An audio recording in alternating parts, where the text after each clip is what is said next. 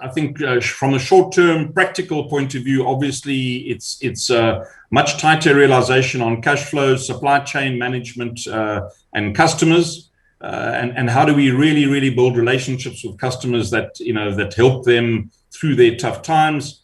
But I think at a macro level, there's the realization that something in business really needs to shift, and there's some huge societal issues.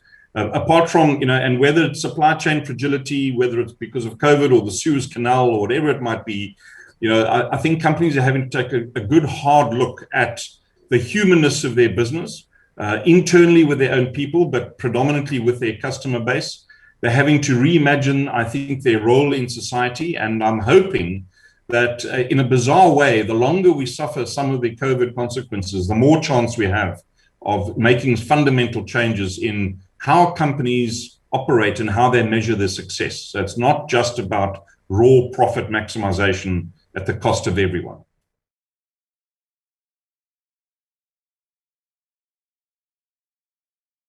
What's expected to change? Nearly everything. But I think one thing that really sticks out to me, just to build on what Anton said, is businesses are going to have to find new ways of providing even more value to customers. Now, whether it's the restaurant business or commercial real estate, these are two industries that got hit really hard by COVID, among others, but these two really stand out for me.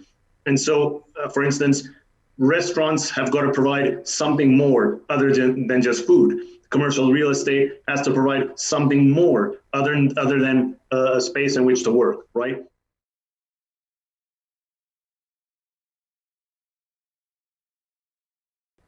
The economy has essentially been put in cryostasis for over a year. And I think there's a huge pent-up demand for things that people have been denied during the pandemic. So while I do think that the use of remote working has been advanced greatly by the requirement to do so, so I think that is a permanent change, that we're going to have more groups meeting like we are now online. And I think that will have great effects on social structure of society. I think there'll be more emphasis on smaller towns, not necessarily living in huge cities. And that will certainly have an effect on business. But there's one aspect I think that is shocking to me. I found this out about a week ago.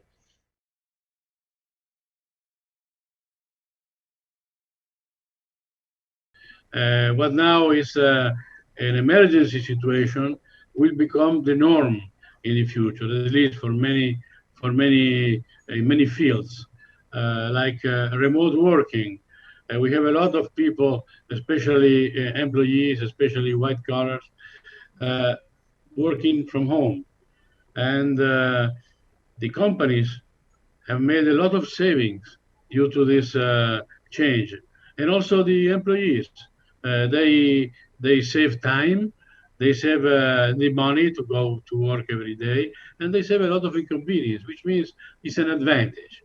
So probably we will have a change in the future where we can at least partially have a remote working possibility.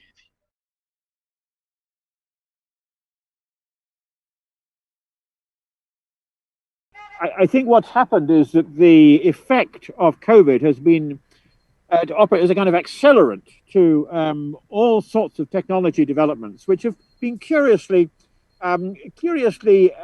partial in their impact since they were developed. I mean, we've had things like Zoom now for 20 years. All of a sudden, this becomes a norm. The accelerant, and I think this will have some very dramatic implications.